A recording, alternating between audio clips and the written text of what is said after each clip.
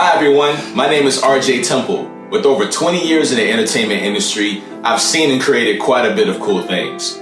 But one thing I noticed was the lack of consistent representation and diversity in key creative roles.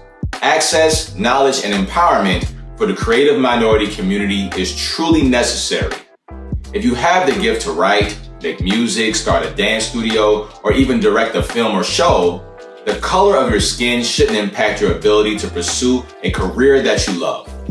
The Creative Quest Foundation focuses on supporting minorities of all walks of life to pursue their creative career, along with the networks and educational resources they need to build a road to success. Entertainment is all about reaching the world, and the creators behind the development need to be just as diverse. CQF is officially launching as a 501c3, and with your financial support, we can achieve our goals to provide hands-on workshops, mixers, create jobs, and even an educational online platform backed by award-winning entertainment industry professionals. Your donation today will help us make a difference in the creative minority leaders of tomorrow. Make sure to follow us on social media and check out our website at mycreativequest.org. Thanks, and remember, diversity and inclusion is more than a conversation. It's simply an action. Creating a smile, getting lost in the moment, and living the dream is what themed entertainment is all about. And here in Central Florida, we are the entertainment capital of the world, able to live that dream each and every day. A living celebration filled with artists, managers, engineers, and talent from across the globe. Diversity and inclusion for all walks of life, creating, building, learning, and growing together is the key to a bright future for the entertainment industry. The Creative Quest Foundation focuses on guiding minorities interested in pursuing a career in themed entertainment, providing a path to success with workshops, events, mixers, and more that will be life-changing and uplifting, while at the same time giving back to those in need. The Creative Quest Foundation, celebrating the power of diversity in the world of make-believe.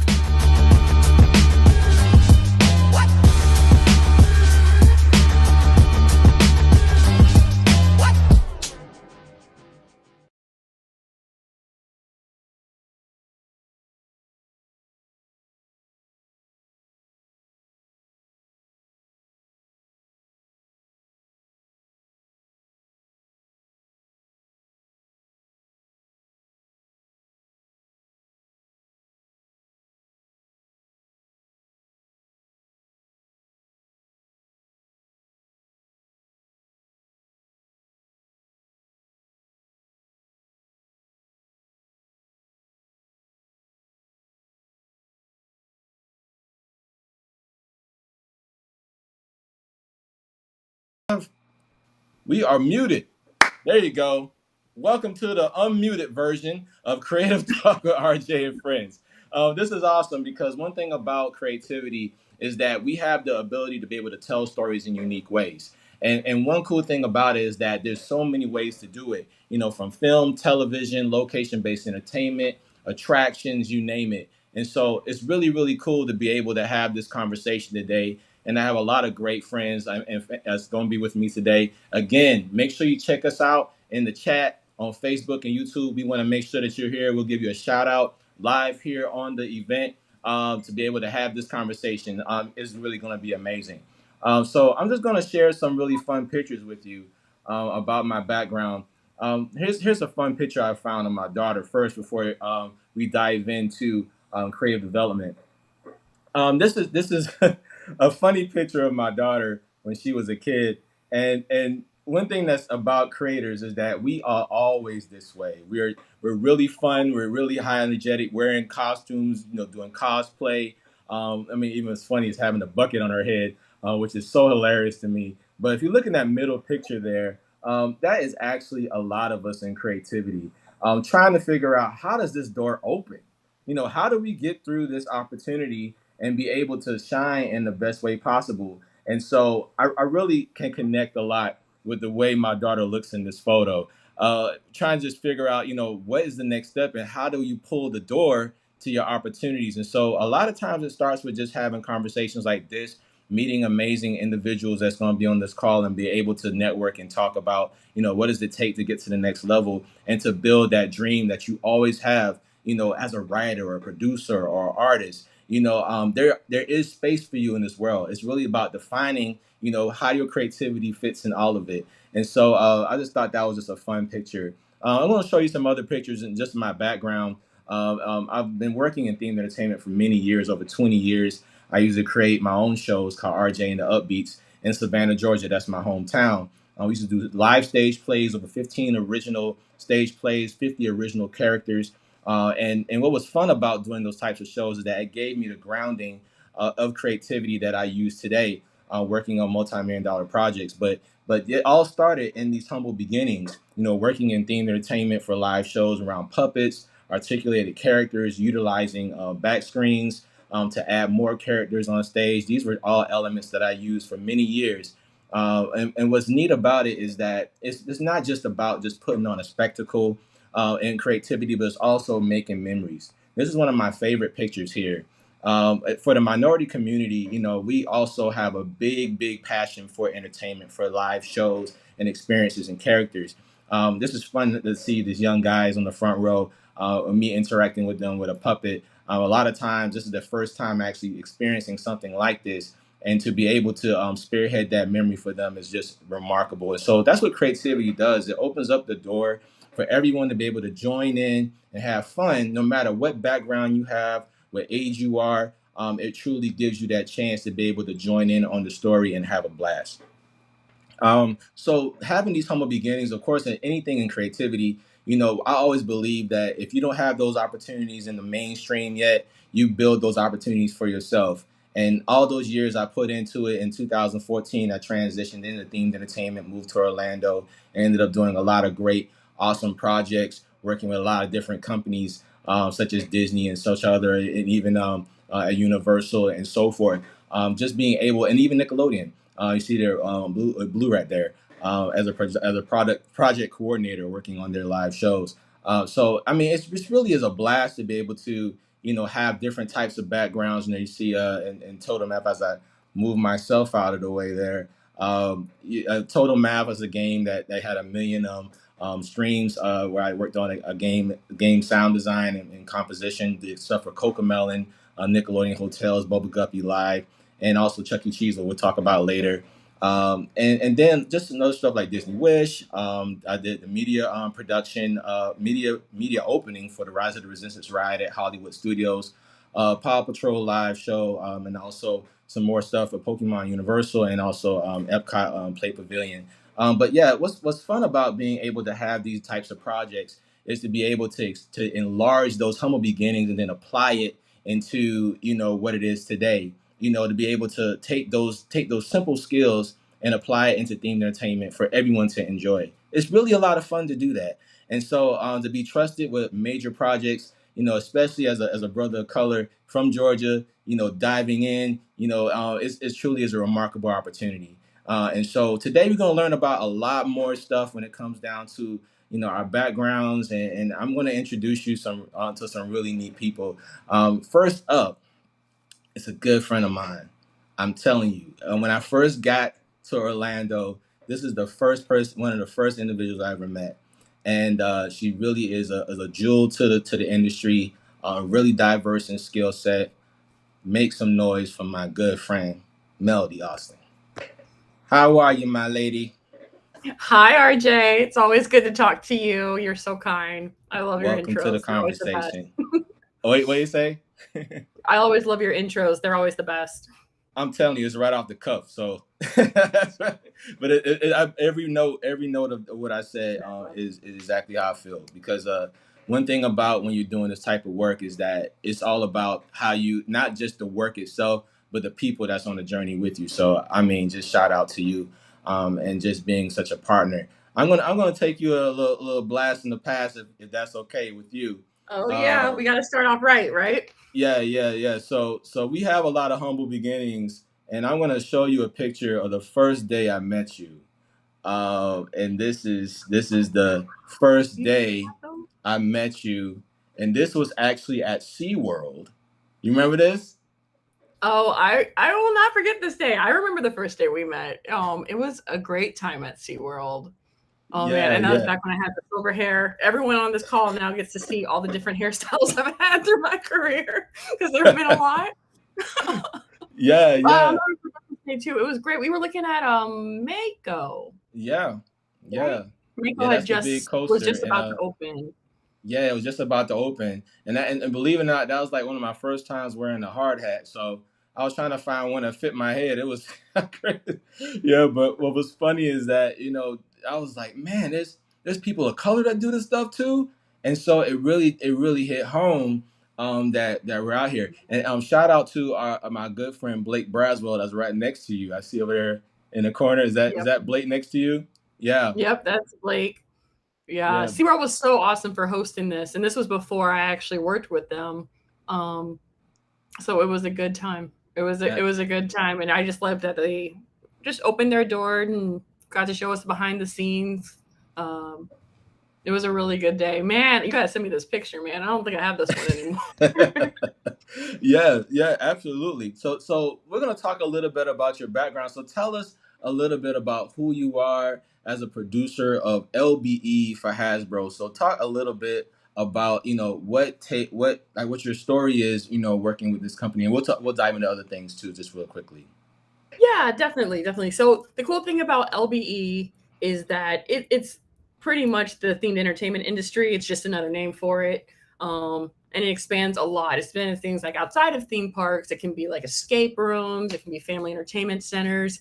Um, and so, at Hasbro, I get to hang out with my friends over with the Transformers and the My Little Ponies and doing all kinds of things around their like iconic games that they've been doing for forever. Yeah, Um, but the LBE community is something that we are fostering and we're growing and we're doing things all over the entire world and bringing these brands to children, to families, to adults to have them reconnect with these brands because one thing is that everyone should have the opportunity to use their imagination, right? We're toy makers, absolutely. we love toys and shows. We make great entertainment, and it's just another way to allow people that opportunity wherever they are across the world to have a chance to make some great imagination moments with these brands. And so part of my job as being a producer for them is I work a lot with the licensees. Um, and so it's a little bit more of a licensing side of the themed entertainment world is what I work in now. That's awesome. That's awesome. And I mean, it was dope is that having a background in location, and you learned it first from the amazing Miss Melody, LBE, location based entertainment. That's a great way to physically experience something, in an immersive environment and be able to be that person that helps lead that story and define how does it work, with the guests. And so I'm gonna dive into some more of these pictures that you sent us, just to get a Yes. more overscope of the amazing work that you do. And so beyond Hasbro, what like how did here's a fun picture here that I'm gonna pull up. And yeah, this is a very familiar street. Right, right. It's funny because right after that picture that you and I took, I ended up actually working a lot with the SeaWorld creative team. And unlike, some of the other big owners there, they have like hundreds of people working on it. It's actually a pretty small team, and a few lucky freelancers got to work with them, and I was one of them. So this was one of my favorite projects with them that I got to help support, which was the building of Sesame Street Land over in That's SeaWorld awesome. in Orlando, which was just wonderful. I worked a lot with the IP holders and getting a lot of things like through their approval system and supporting the main producer and design manager on the project. But then I also oversaw personally and was in charge of doing the retheming of all the rides because previously it was like a little Shamu world that they Yeah. had rethemed to Sesame Street. So it was such a fun project. The Sesame Street team really does a great job with integrity with their brand and their stories for so many years. I believe this was around the time where they did their 50th anniversary kind of tour, Hmm. or 100 years. I'm trying to remember it's 50 or 100. I think it's 50. And it was just such a great time. Cool. Um, What about this one here? Oh my goodness. So this one was so after that I went full-time with Universal Creative, and Velocicoaster was my first project. So I was standing there with the producer in charge of it, Shelby Honey, and I was a supporting producer helping her, because it's just such a big scope, even for like a coaster, and just a coaster of that magnitude that's just done so well. They've already hit over 1 million riders on it. It's only been open for barely a year. Yeah. And it's just those kinds of stories, and working with all these big different brands has been super fun. And I have to say, I love just the variety that I've been blessed with in my career. Because like you said, RJ, you started with humble beginnings. I did as well too. Being like a production assistant and entertainment, and Yeah. working Halloween Horror Nights and all kinds of stuff in the operation world of experiences.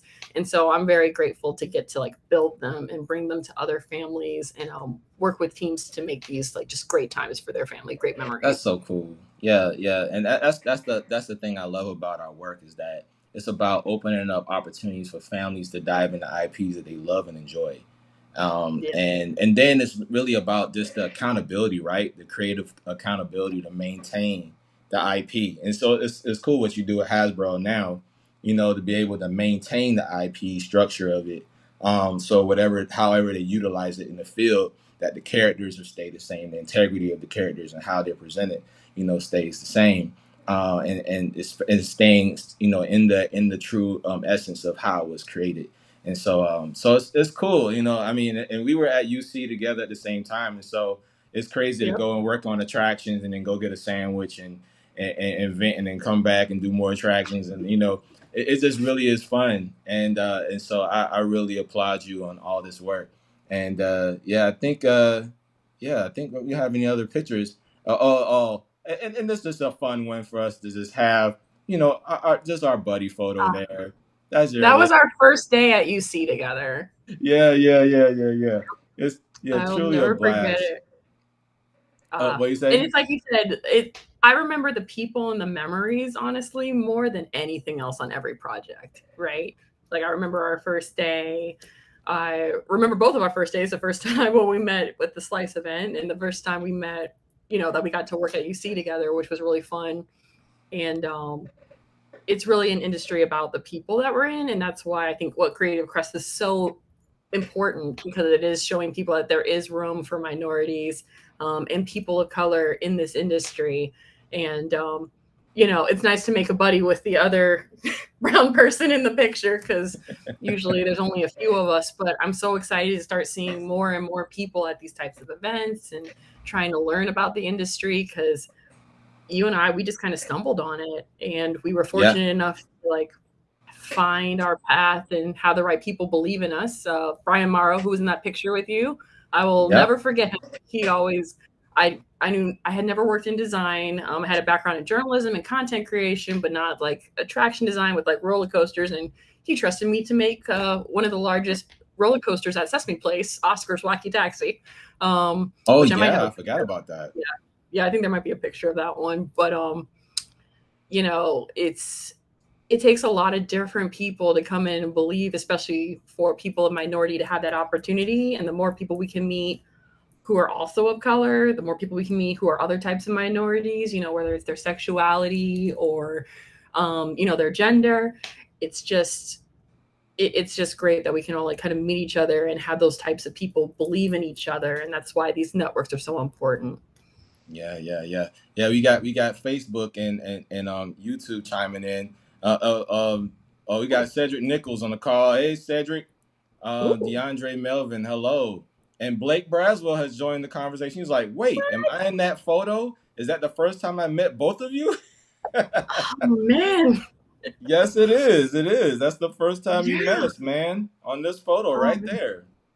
Yeah, I think that's you with the beard right next to Yep, you. that's Blake. I remember, because this was the first time I understood what Blake did, because I can't remember if you were at Halloween Horror Nights that night, that season, Blake, or that was the one you just started, but I remember that day. It was Yeah, yeah. Yeah, I see Eric Hunt is in the conversation. He said, found you. cool. Hey, man. Good to see you, Eric.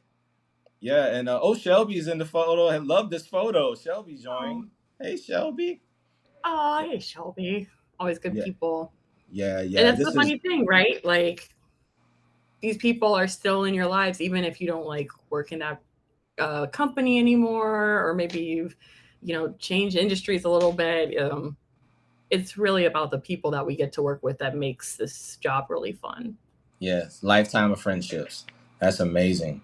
Like I said, that is wild. I totally agree, Blake. That is definitely amazing. All right, So so what we gonna do is, so tell me, creativity. What does it mean to you, Melody? What does creativity mean to you? this is always a fun one. So I have to say that creativity really has to start with just a good story, right? Because that's what Hmm. our experience is, that we let people walk into stories. They get to be a part of a story. Sometimes they get to interact with the story. Um, but it's really about um, the experience that you're trying to build, because whatever's going to make it the best is how, as a producer, how you have to know, like, this is where the money should go. This is where the time should go. This is where the resources should go. And no matter what size your budget is, it always comes down to how can we make this clear? How can it be simple? But how can it most importantly be fun?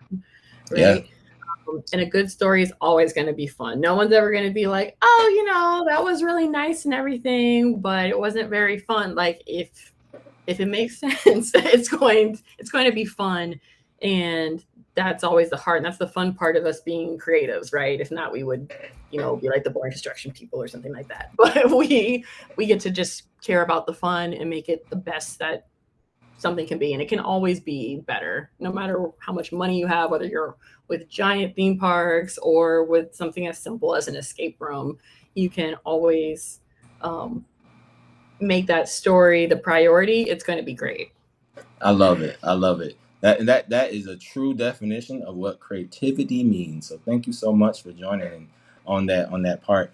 Creativity. A lot of people forget creativity starts with nothing.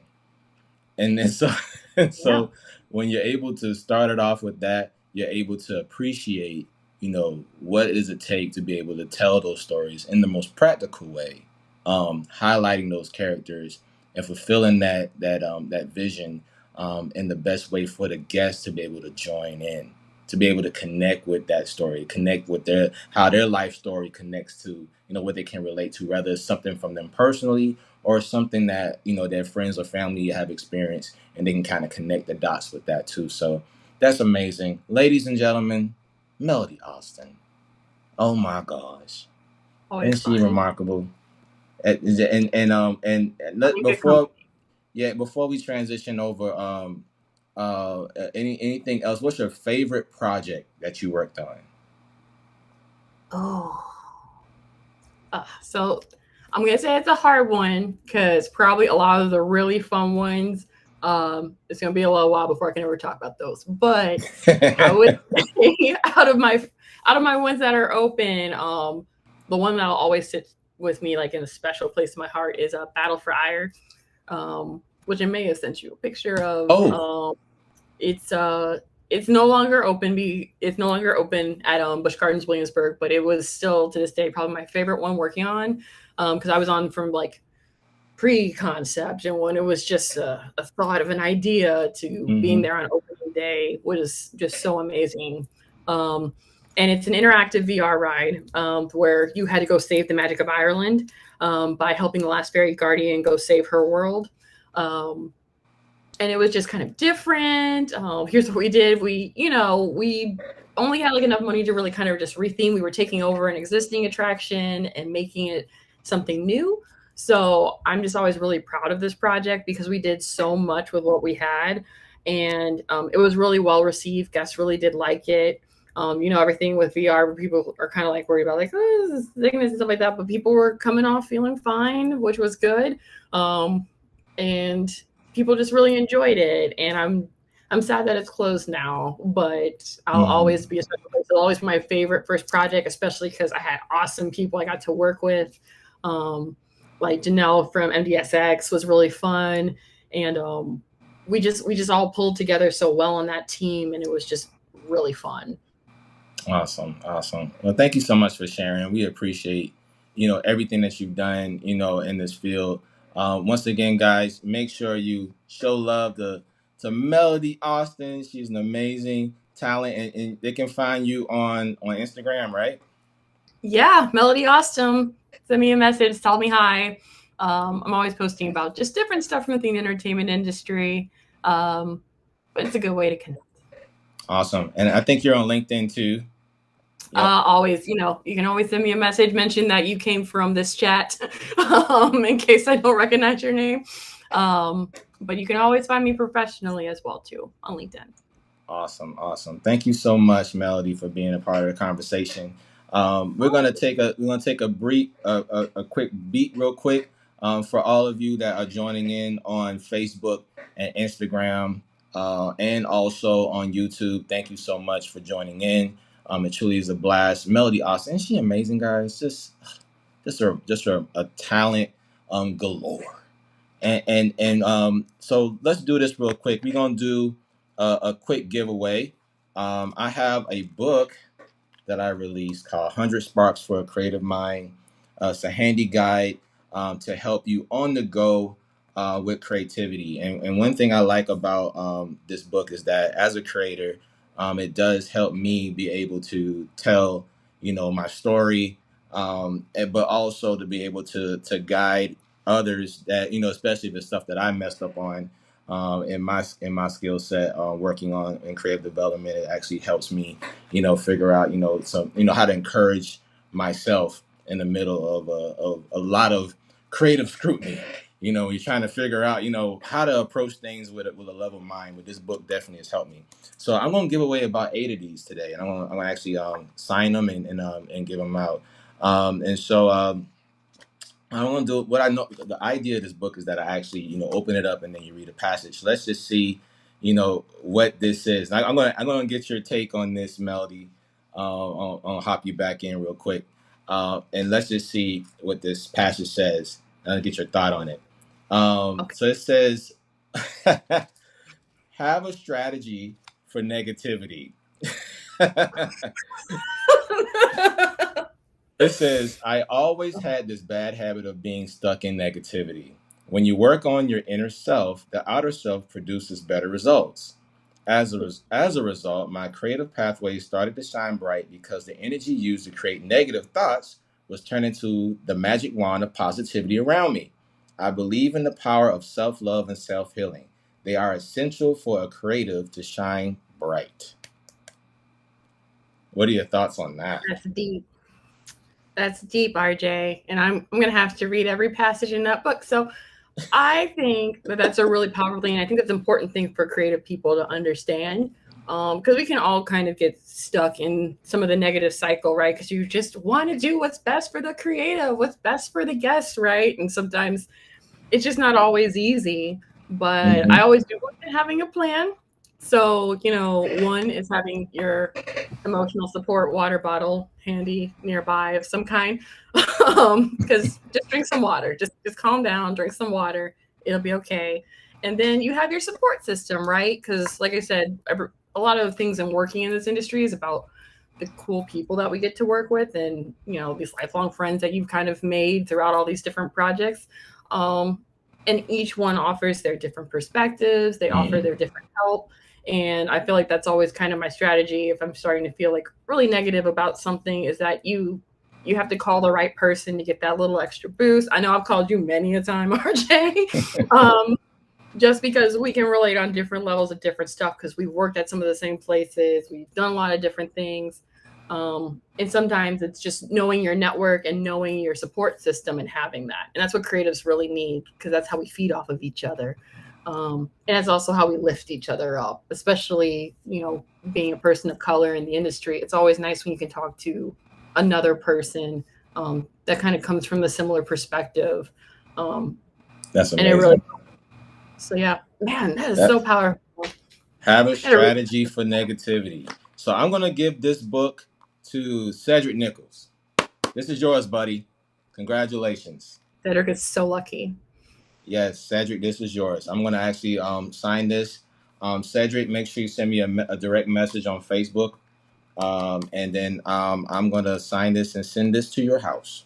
This is for you, my friend. Welcome Welcome to the conversation. That's what you do when you sign up. You get gifts. All right. So thank you so much, Melody. We're gonna say bye to her for now. We're gonna bring in our next guest. She is an amazing talent. Oh, I see Cedric saying yay, yay. You're welcome, Cedric. This next talent, I've known her for quite some time. She's from my hometown of Savannah, Georgia. Truly is a mecca of skill set. Has been around the industry in film and television for quite some time. Just a wealth of knowledge on main levels when it comes down to that level of film. So give it up for Tiffany Blake. She is with us tonight. Hello, everyone. Welcome to the conversation. How are you this evening? I'm great. How are you all? It's great to be here, and thank you so much for inviting me. Oh, it's a pleasure. It's a pleasure. So Tiff, tell us a little bit about who you are and about being a film and television casting assistant and producer. So tell us a little bit about your background and how you got started. Yeah, so I would say from a kid, I always had a fascination with film and TV, wanting to do something in entertainment. So when I went off to college, I majored in mass media at Valdosta State University as an undergrad. And my senior year, I did my final documentary project on African Americans who traveled to Europe to gain better opportunities in life during the Harlem Renaissance and the Civil Rights Movement. So I was able to do that piece over in Paris, France. And I also had the opportunity to study abroad at the same time while working on that project, which was an amazing experience. And it actually just opened up my mind so much more to where I wanted to continue and further opportunities in film and TV. So finishing up at Valdosta State University, I got humble beginnings, just as you and Melody as well, starting out as an intern at Tyler Perry Studios, working as an intern on Medea Goes to Jail and House of Pain. So that was an Wait. Let's amazing take a step back. experience. Let's take a step back. So you talking about the Tyler Perry? Yes, the Tyler Perry. Yes, Wow, that's amazing incredible. experience. Yeah. And list them all out again. The projects, the ones you helped out with. Yeah, so when I first started there as an intern, it was a summer internship. I worked on Medea Goes to Jail and the House of Pain television series. So that was for the Hmm. summer, and I just got my feet wet and was able to look at all aspects of the industry. And I quickly saw that I wanted to further, my learning in the industry since that internship was for the summer. So after that finished, when it was completed, I stepped out on faith and I said, I'm going to go to grad school. So I went to grad school at Savannah College of Art and Design, SCAD, for film and TV. So All from right. there, I was able to, hop in and learn all angles, even more in depth of the industry, from producing to casting, documentary filmmaking. And for some reason, documentaries just stuck with me. So I always loved history. And for my final project at SCAD, I did my thesis documentary on gospel music. So from there, I just said, I'm going to just sit here and map out a plan of this, doing this story from beginning to end. And it took entire year to film this project. And after I finished it, I got it off to some film festivals and won awards for the doc, and was so excited. I had no idea it would Wow. make such an impact on the community and I would get such a great response from viewers. And everyone was like, Tiffany, I couldn't believe it took you a year to make it. I'm like, yes, because it's so much history and so much to learn about gospel music. And I had a challenge of crunching it all down into 15 minutes. And I'm like, oh my gosh, how am I going to do this? And my professors would always say, remember, less is more. Less is more. So I kept that in mind. And I always kept in mind how this music reaches people and how it uplifts us and allows us to make it through tough and challenging times. And I just kept that in mind and just rounded up my crew, my amazing fellow classmates, and we just dove in and got the project done. And from finishing that project from there, I went back to Tyler Perry Studios and worked as a casting assistant on some pretty fun projects.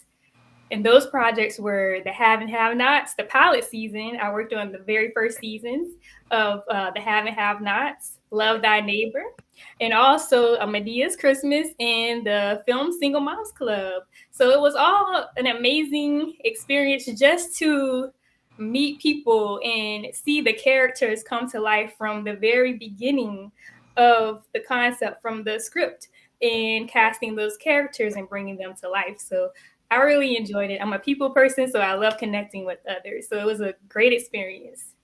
I'm telling you, that's something right there. Yeah. And I mean, and one thing I like about you, Tiff, is the humility. Because a lot of the skill sets that you need to do that stuff is tough.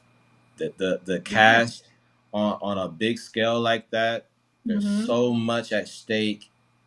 Time is never on your side in film and television, and it's like you have the turnarounds are just ridiculous, Mm-hmm. and so to be able to go in that with the poise that you have is truly remarkable. So congratulations on everything that you've done, and even your documentary and the awards. Just congratulations on all of that. Thank you. Thank you so much. It's such a pleasure to chat with you all today. Absolutely. So Tiff, so in everything that you've learned over the years, like here's your opportunity to tell us, creativity. What does it mean to you? Yeah, I would definitely say taking your imagination or whatever is in your imagination and being able to bring it to life, whether it's with filmmaking, in a song, photography, artwork, journaling. I love to journal. So, whatever that is in your mind, and be able to bring it to your audience and make it believable to them where they can connect with it. And also, just bringing my gift that God has given me and just sharing it with others to make an impact in the earth. That's amazing. That's truly amazing. And what's neat about it is that it really takes a lot of just preparation, Mm-hmm. to be able to do stuff on a scale like that. So that's really great. So tell us, so what do you do now? You still working in production? Or tell us what you got coming up now. Well, that you of course is NDA'd, but what's some things that you're brewing up now? Yeah, so recently I just finished working with the casting team for casting a TV pilot with ABC. And just right now, just continue working as a freelance casting assistant, looking for upcoming projects to work on and work with casting. And also staying grounded in my background, not forgetting my background in producing and documentary filmmaking, because I always have people tell me, Tiffany, we know you love casting, but you are a producer. You are a documentary filmmaker. And I'm like, I know, but casting just happens to be my favorite area. So just working on more upcoming projects to cast, produce, and also, just staying in the industry and learning new things. Yeah, and guys, if you ever need a casting director or assistant, this is the lady for you. She gets it done. So definitely reach out to her on her LinkedIn, Yeah. Tiffany Blake. She really is an outstanding talent and can get a lot done for you. All right, cool. So tell us one more thing. What was your favorite project that you worked on? It's actually hard for me to crunch it down into one, but I would just say all of the projects that I worked with for casting, because I really got a chance to connect with the actors and seeing those characters come to life. It's a big difference when you're working on the production side and you're Hmm. producing, just and you're constantly thinking, oh, this has to be done. You're thinking about all the departments. So it's kind of like you almost lose your sense of the creative outlet. So Hmm. definitely the casting, everything I worked on with casting, I feel like I was able to still stay in touch with the creative side and connect with those characters and see them come to life in the final product. So all those projects I worked on, Medea's Christmas, the Have and Have Nots, Love Thy Neighbor, and the recent ABC TV pilot. I can't say the name yet because it's in the works, but you'll see it soon. And also the Single Moms Club. So it was a great experience. That's awesome. That's awesome. Thank you so much. And I mean, and what's neat about it is that, to be able to have just a diverse, just portfolio of different types of shows, and again, guys, when you're dealing with this type of work, it's different types of writers, producers, and this location based, and it's numerous hours, and so it takes a lot to be able to do things on this type of level. And so hats off to you, Tiff. Thank you. And I wish more blessings and opportunity, because you definitely have what it takes in the background. So congratulations on everything. Thank you so much, and I wish you the same, and also to Melody, and also everyone on the chat, because I know looking for opportunities is something else in the film and creative industry. So I wish everyone the exact same. Awesome. All right, guys, and while we're at it, we're gonna make sure you take a quick beat and make sure that you register, for being here. Thank you so much for being a part of our conversation with Creative Talks with RJ and friends. Make sure you hit that bring out your phone and QR code right now. Register to let us know that you came to today's event. And also, we have the opportunity to donate to Creative Quest Foundation. That's our nonprofit that supports minorities pursuing careers in themed entertainment. We have some other updates that's going to come there a little bit later. We're going to share with you on our initiatives moving forward. So let's take a quick video before we go into our open discussion, so you can learn more about what Creative Quest is and our initiative forward. And again, thank you all for being a part of today's conversation. It truly is a blessing to have you here with us.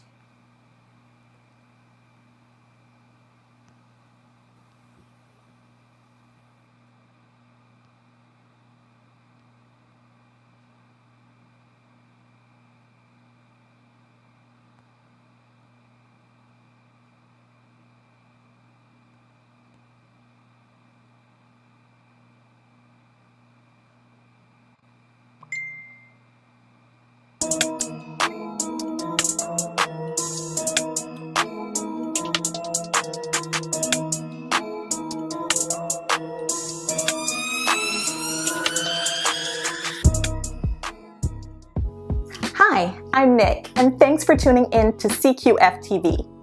The Creative Quest Foundation focuses on minorities pursuing a career in themed entertainment. From writing shows for a local theater to developing the next major attraction for a cutting-edge theme park, CQF provides resources and opportunities to build your passion for creative development and the arts. Diversity and inclusion is the future of the industry. Taking action to diversify talent in the creative space and empowering leaders will take themed entertainment to the next level. CQF believes in community and sharing knowledge to those who come from all walks of life. We provide educational events and activities such as mixers, workshops, speed networking sessions, artist showcases, concerts, and more. We move together as a family to bring about positive change and promote equal opportunity for everyone with a love for the arts. Join our initiative celebrating the power of diversity in the world of themed entertainment. Check out the latest news, media, merch, and more on our website. Creating a smile, getting lost in the moment, and living the dream is what themed entertainment is all about.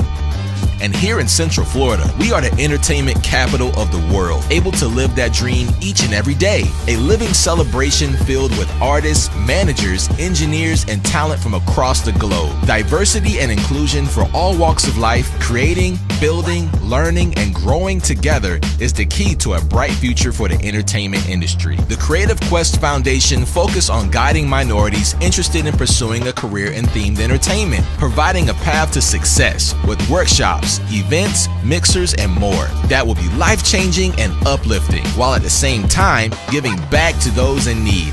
The Creative Quest Foundation, celebrating the power of diversity in the world of make-believe.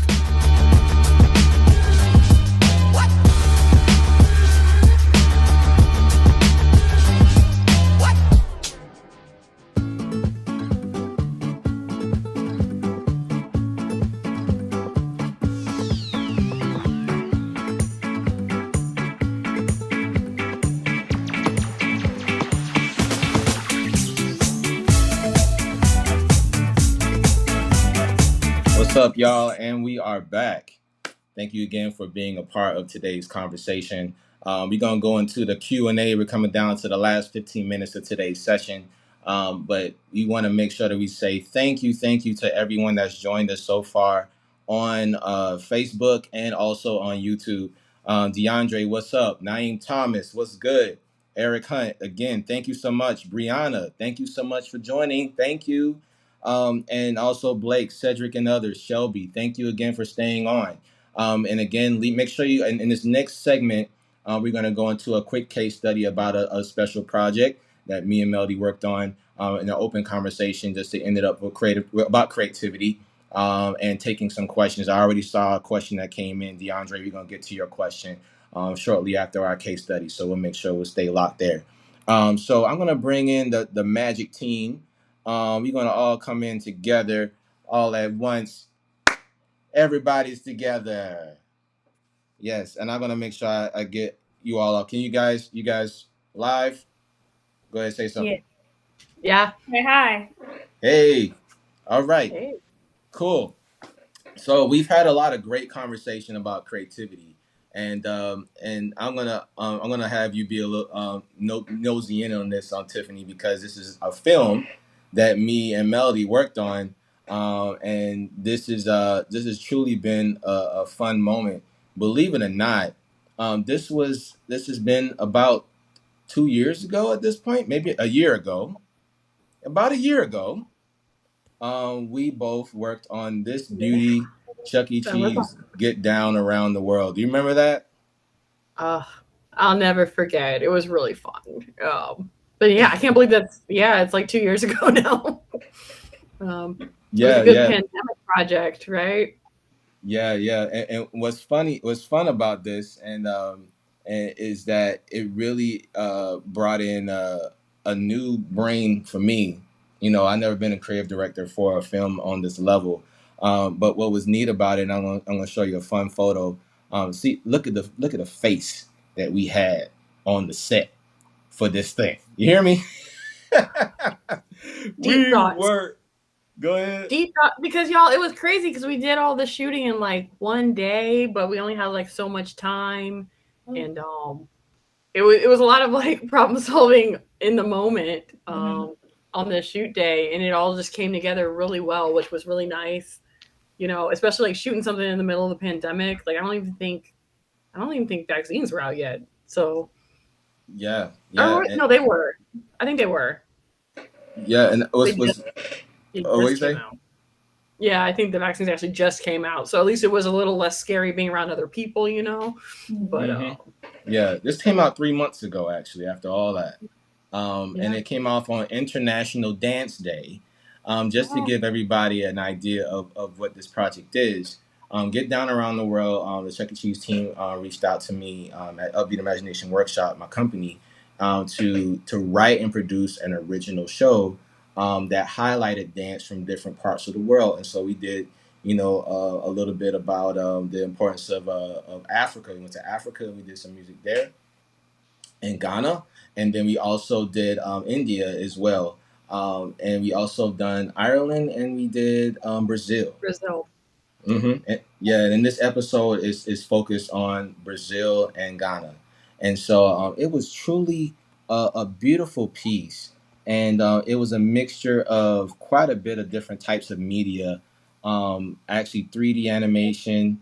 If you see in the top left corner, that's one of our characters' name is Georgia, and Georgia. Well, I know I'm from Georgia. It was kind of cool. We gave him a name like that, and you see Chucky there, and the two kids. They were learning an actual dance routine that they do in Ghana to Afro beats, and so it highlighted, and that's one thing about culture. We wanted to make sure that this particular project was very authentic, even down to the voice talents were from Ghana as well. And all the dance routines and everything that we did were by choreographers that focus on African dance. So it was very, very important, that we got this down pat.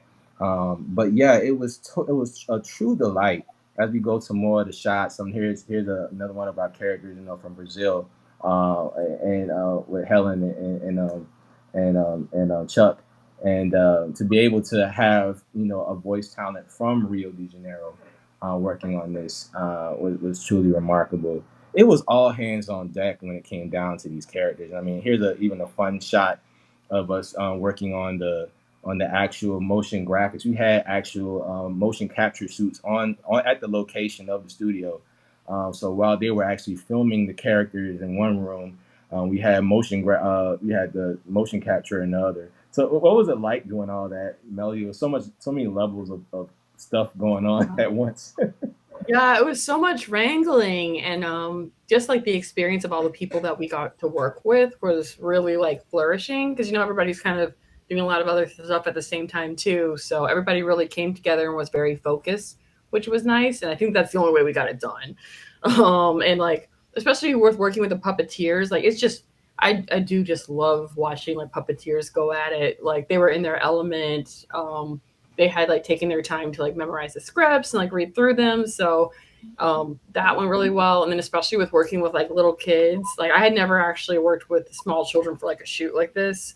And it's like they can sense your nervousness. So luckily we had some really good people around, like you RJ, you have little children, and also you've worked a lot with little kids. And so we had a lot of good people who like got to bring out that energy with them and get them like excited so they weren't so nervous. And oh man, that was my favorite little moment when that's with Milani. She was so cute that day. Oh yeah. By the way, this is another one of my surprises. You remember this moment here?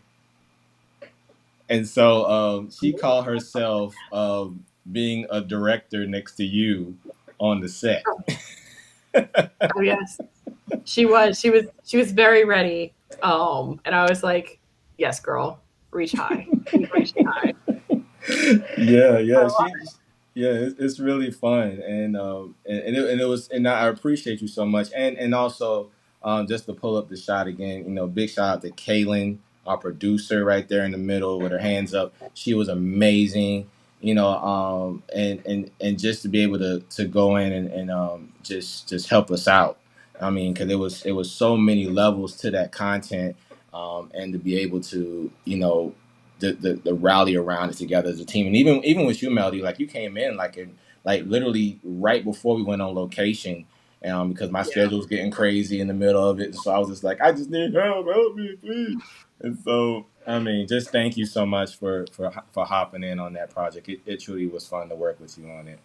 Yeah, it was super fun, like working in a like semi-director role. Like that was super fun. I had to think of like what would Blake Roswell do right now, right? Like I've always felt just getting to work with so many different creative directors and stuff. It was really fun just to work with this shoot, and especially see how it came out. Yeah, I can't absolutely. believe it has been like so long, and it just came out. I was just like, it's crazy how long we can work on these projects, and then they like kind of pop up out of nowhere. Like, oh yeah, I did that. That's fun.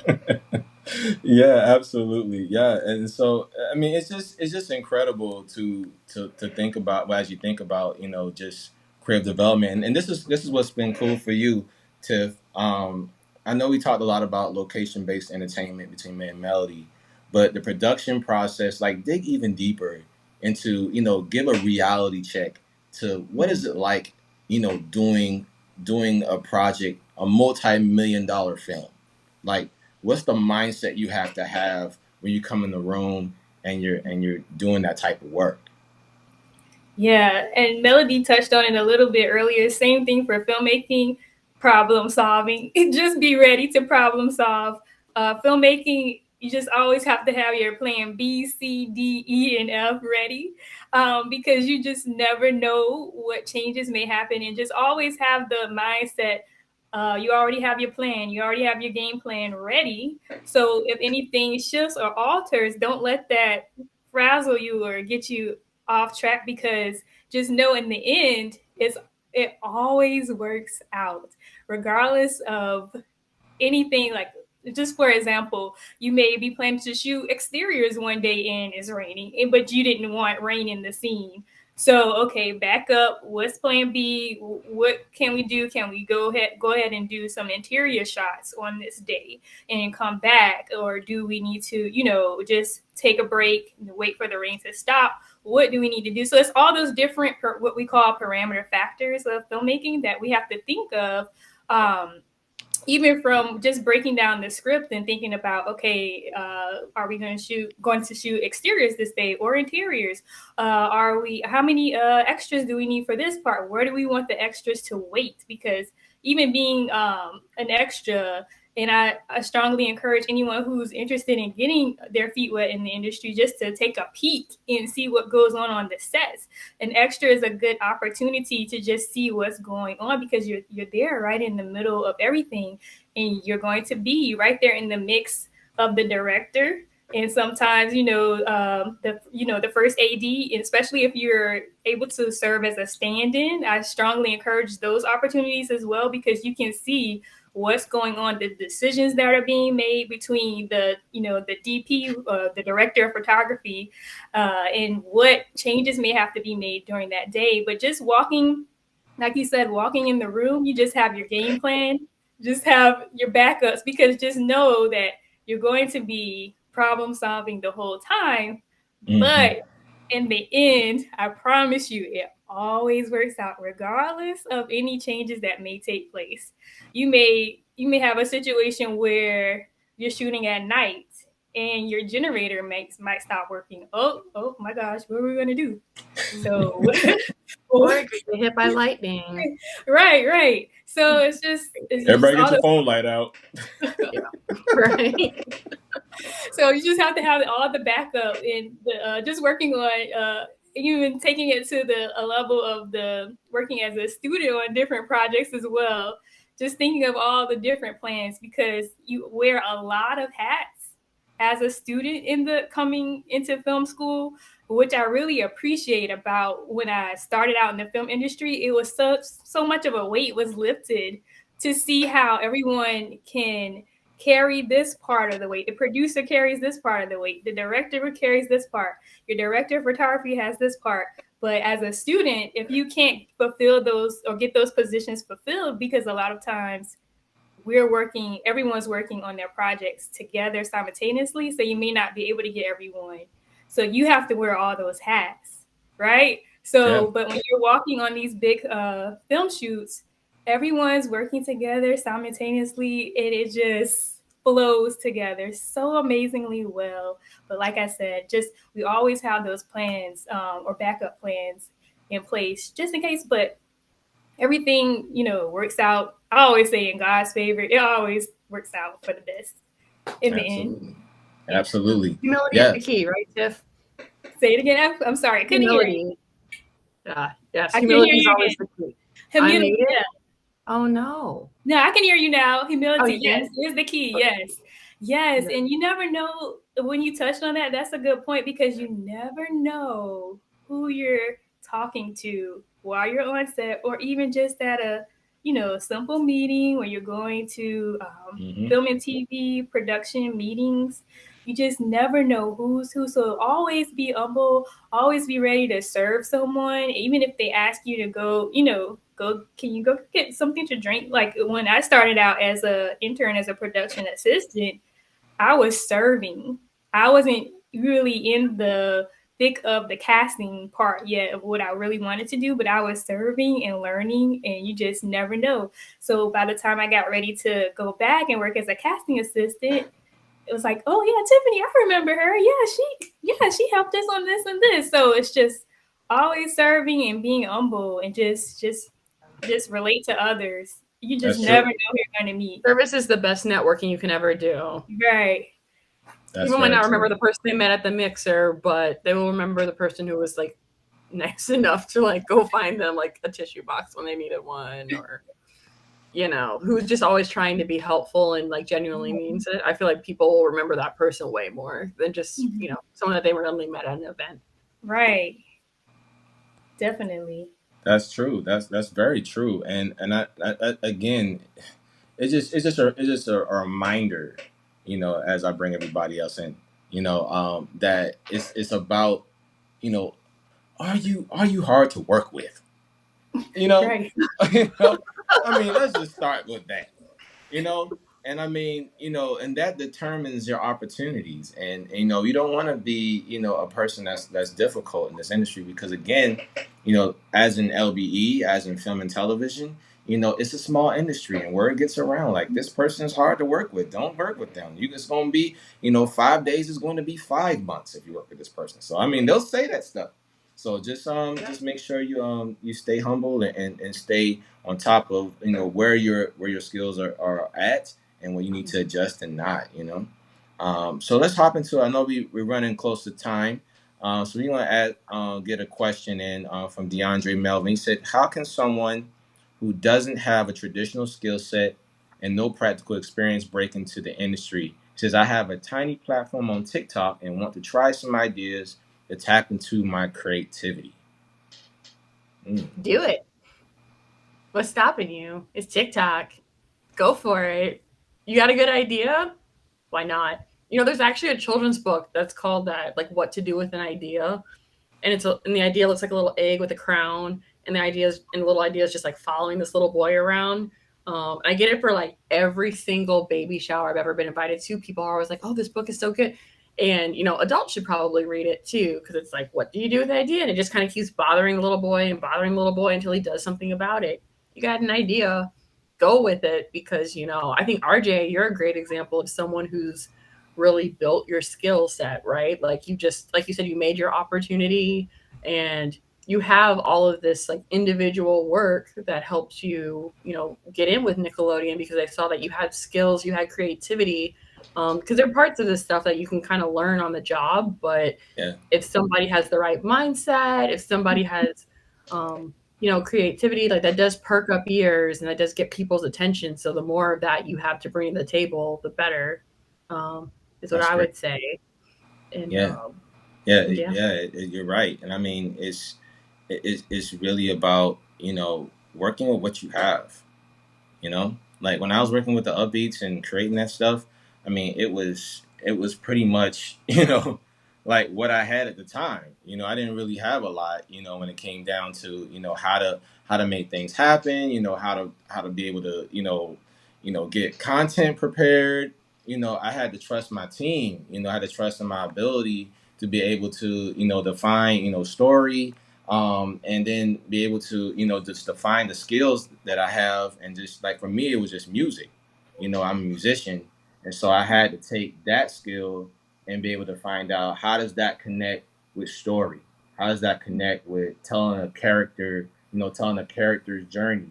And so what I found out is that when I was writing a lot of my stuff, and this is from the ground up, this is just starting like from the ground up, is just I had to make songs, and the songs told the story, and so I was like, okay, well now that I got a basis on how the character feels or what the character's interests are, now I can write something that goes right into that after the song, or I can write something that leads up into the song because I already defined in the music what that character is like, you know? And so that was kind of my formula in the beginning stages with RJ and the Upbeats and Jerry and the Upbeats now. And then defining like, the personality traits. Because especially when you're writing something, if you're doing something for yourself, you want to have a defined character, something that somebody remembers, You want to be able to, just like how it is, with Tyler Perry and Medea, iconic character, stands on her own. There is nobody like Medea, and I mean, and that's intentional by Tyler's choice, creative choice. So that way you can put her in jail, you can put her at Christmas, you can put her with a family reunion, and you already know how she's gonna act. You already know the kind of things she's gonna say. And I mean, and so that's the type of way you want to be able to define your character, even on the smaller side of a TikTok on video. Have something that people can, that's signature, to your character, that will just resonate with people, and you remember that because all it is, I mean, is people, people are always doing like these new, TikToks, and they just a meme, for generations and generations because they did this one face or this one personality trait they did, you know, and now it's like, you know, like when Michael Jordan was crying when he did that, he put his face on everything because that personality trait of Michael Jordan was so connected that everybody was able to use it all different types of ways. So yeah, you never know. Ryan got another question for us. It says, "Do you ever see non-entertainment media personnel break into the industry ever? I love blending both creativity and accessibility. I don't want to feel like it's too late being in my 30s and in a different career world entirely." So do you ever see non-entertainment slash media personnel break into the industry ever? I would say so. I mean, it Yeah, depends. I mean, like camera guys, like because there are a lot of, and Tiffany probably knows more about this, but there are a lot of like different people, like especially with these types of industries, they actually look for people in other industries who are good at stuff to come into this one and have to like convince them in on it. So if you already have a skill that you feel is in this industry, that could be an opportunity. What do you think, Tiff? Yes, definitely electricians. That's really big. That's a really big position that's needed on set. If you're a carpenter or anything, we need set builders. And so you see how the skills transfer over, and it's just a variety of things. A lot of grips, people to that Yeah. just need to handle the equipment for us and just get it, loaded up, set up the lights. So it's a lot of things. Gaffers, which they work along with the director of photography, which falls into the electrical side as well because you still need to know like the lighting. So yeah, it's a lot of people that have I've met that had nothing to do with the industry and they transferred over and they kind of just studied a little bit. They didn't go to school for it and just picked it right up. Hey, they're right in the mix. Yeah. I would think too, like it's connected a little bit to the last question where if you ever like find yourself in a place where you feel like you're getting an opportunity or you meet somebody and you figure out like, man, this is somebody who may have an opportunity, it's kind of just having to sit in that other person's shoes more so. I think a lot of people get hung up in thinking about myself and what I want to do and who I want to be. Depending on the relationship you have with this person, it's really, I feel like, works out best for people when they think about this other person that they're talking about and what perspective they may have on your skills, right? Or what would this important person like kind of really need out of a conversation to like maybe perk up their brains. I just know that kind of happened to me because I never like I said, I never worked in design, but I showed Brian Morrow one picture of why I was passionate of the themed entertainment industry from when I used to work in operations, and he hired me on the spot because he knew I was serious when I showed him this picture. Which, if you come to another event, maybe someday you'll get to see the picture because it's good. It's good, guys. Okay, but you have to come to another Creative Quest event to see that one. There it is. Yeah. I mean, you just never know. Like, I mean, some of the best people are in the wrong place when it comes down to this kind of stuff because they got to figure out like how they're, how they fit, like for me, I didn't know I was in the industry for 20 plus years until a few years ago, I didn't know how my skill set fit, and I think what changed it, is just figuring out like, okay, what part of my skills at least is in the direction so I can at least start getting in the nosy realm, be in the room. That's all you want to do. You just want to use your skills. Like you said, carpenter, an engineer, something that you do just so you can get in the room. You get in the room, people will learn about who you are and learn about your interests and what you're good at. And that's how I got a lot of my opportunities, just trying to get in the room. And I was a project coordinator, with Nick. I just got in the room. I wasn't writing and producing for those shows. I was taking meeting notes. I was working I was doing budgets and setting up plane flights, for people that are working in entertainment, helping with the casting team and so forth. And so, but those things were the stepping stones to where I am now as a show director, working on major, projects. You just gotta get in the room, see and know that their skill set there's space for you. I always tell everybody this: there's space for you in that industry. It's just about when and where, you Yeah. know. And And sometimes so, too, to piggyback on what you said, RJ, I think yeah, too, it's like a lot of people I think get really focused on being in a certain room, yeah, but you have to always see the opportunity in different rooms too, right? Like, people absolutely. want to work at Disney, they want to work at Universal, but you might actually rather go work for a vendor, right? That's Hmm. a great way to. That's a probably an even easier opportunity to get in is by working like with a good vendor because that's when you build relationships and you might find out that you like that better than working on the owner side and stuff like that. So I Yeah, would just back off of that is just finding different opportunities and being open and being around the industry kind of helps to figure out that's what that is.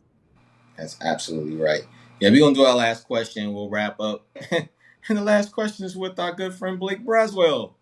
What? Um, I love what's up, Blake. Blake? So his question is, he had two things he said. An old mentor said, "Make it easy for a casting director to have a jerk-free casting." Amen to that, man. But his question is, uh, as someone who will have the opportunity to hire, what can I do to increase the likelihood of diverse applicants? That's a great question. Oh, that is a really good question. Um, I would say finding folks like RJ, Creative Quest, kind of reaching out to your different network because Blake, a lot of different people.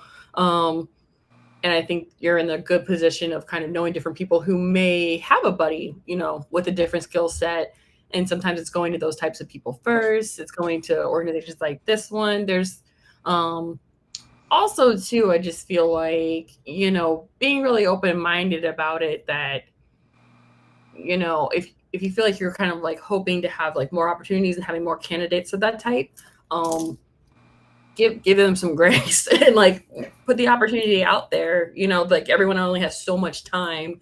So I know like with HRs and stuff like that, they kind of like filter through the people sort of for you or something like that. But if you make it known that this is really what you want, they can make opportunities so that you might interview a few extra people that you didn't think you would because like, oh, this person might have this piece of the puzzle, but not that piece of the puzzle, just give them the chance and talk to them and find out, how open they to picking up the pieces that you feel like they don't know or, giving them a chance to explain themselves because sometimes people just aren't good on paper because they don't have a lot of mentorship. I feel That's like in our community especially with minorities and people of color, like there's not a lot of people to mentor them in helping them stand out in the way that would get them an interview. So it would be, I feel like if you're trying to get more people of that type, then it's kind of finding out and doing a little extra research because sometimes people have these like voluntary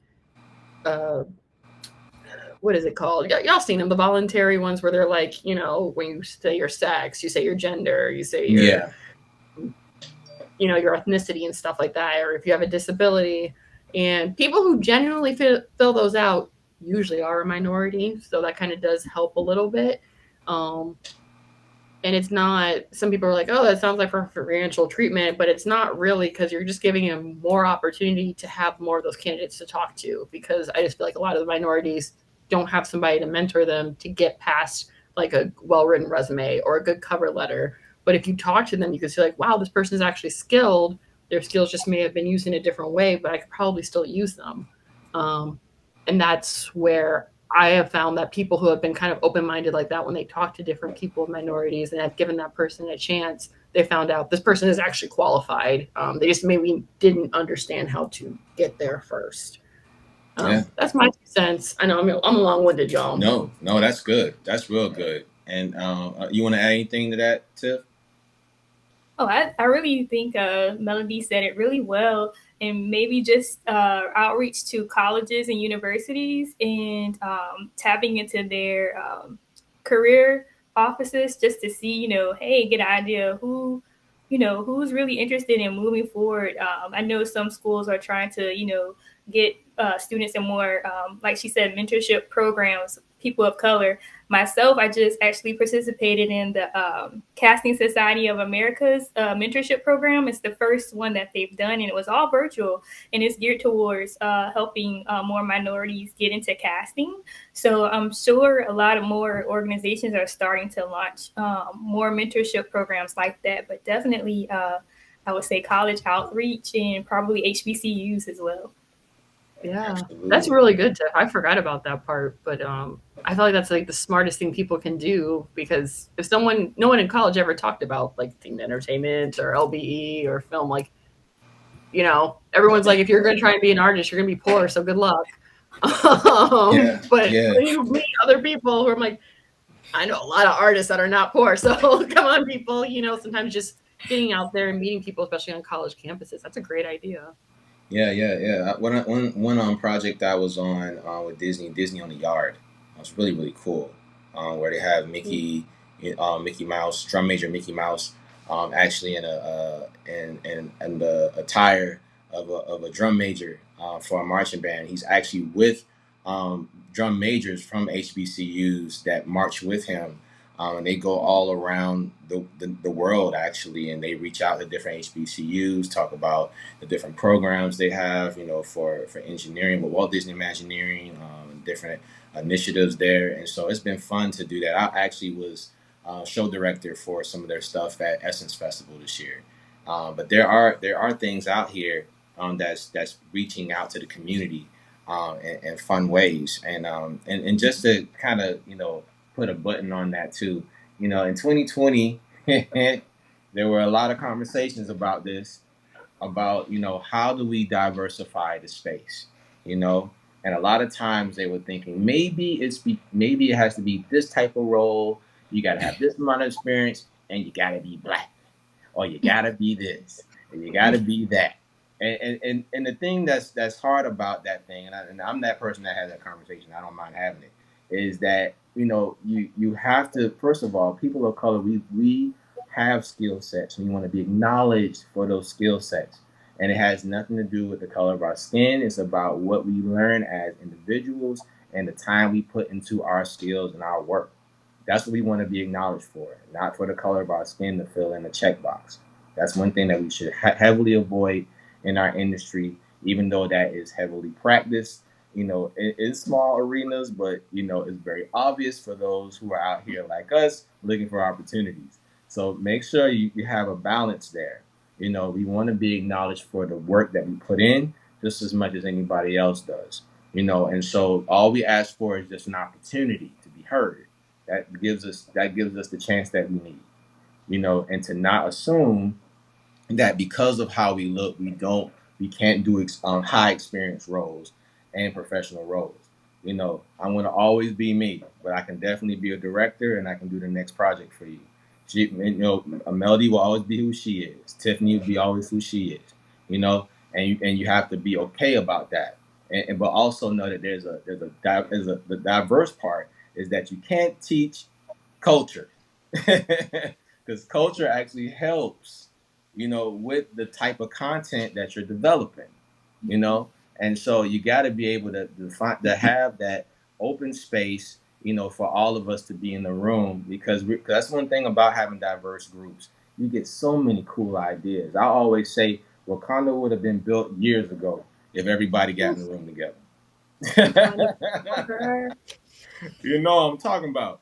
I don't know if I got so funny. I got a picture of me with the Dora Milaje. Oh. Hello. That's what's up. At Essence Festival. I actually worked on a show with them for Essence Festival this year.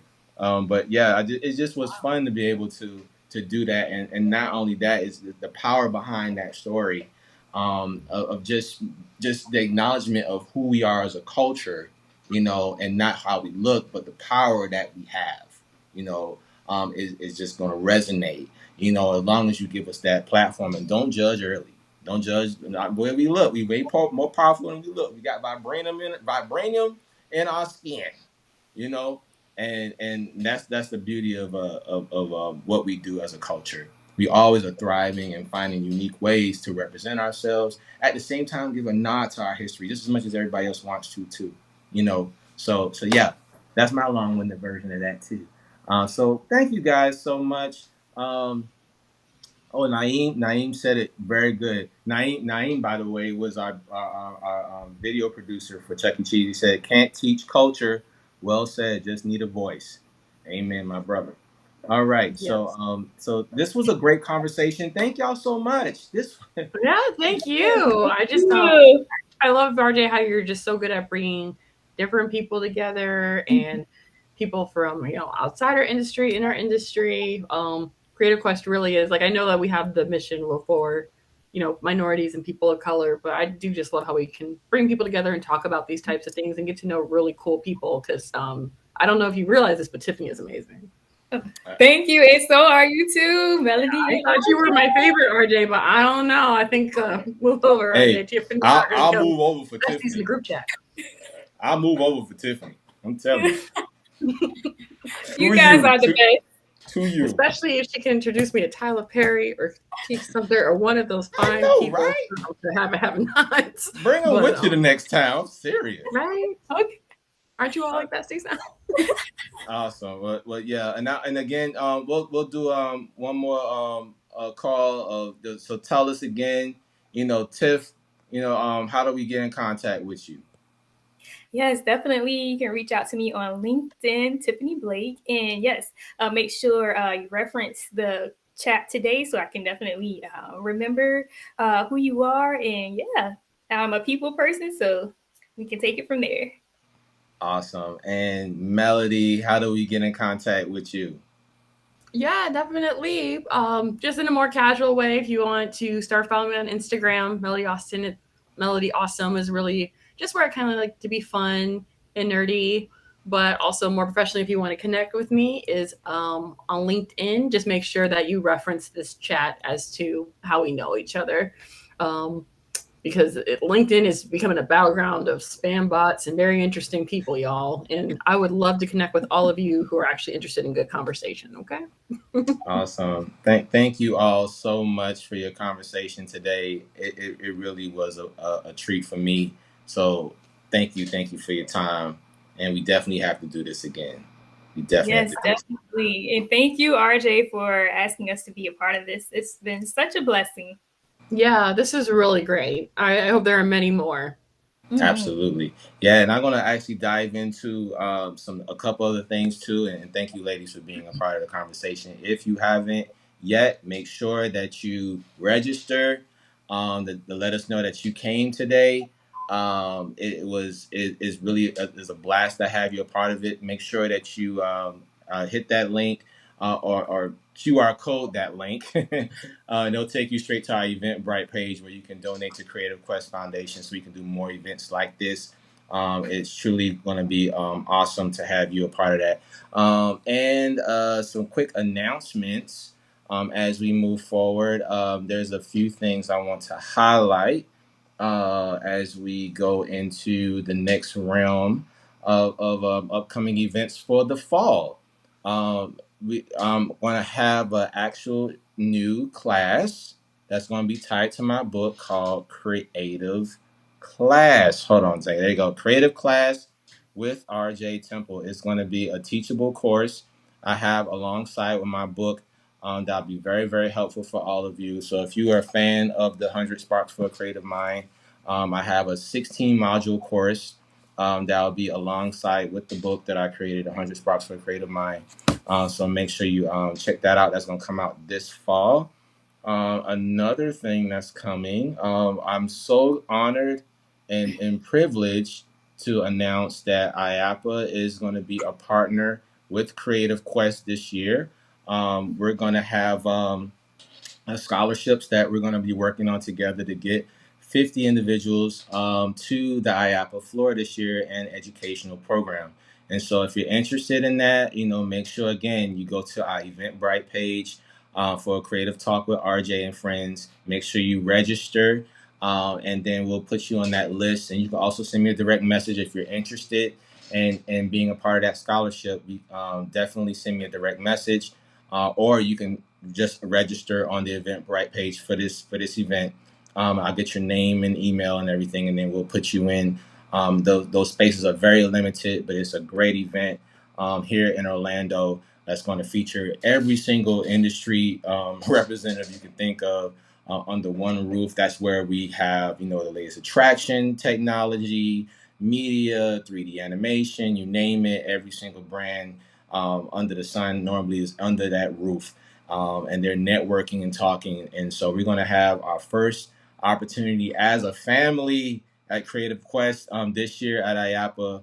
And thank you so much, IAPA, for partnering with us. It's truly going to be fun to do that. So, with that being said, thanks again for your time today, everybody. Make sure you like and share. And all my family, DeAndre, Eric, Naeem, Ryan, thank you so much for coming in, my friend. Blake, it's always good to see you, my friend. Thank you all for joining in the conversation. Like and share this video. And it was a pleasure having you today on Creative Talk with RJ and friends. So until next time, I will see you all soon. God bless. And remember, talent comes naturally, but ability comes gradually. Be good.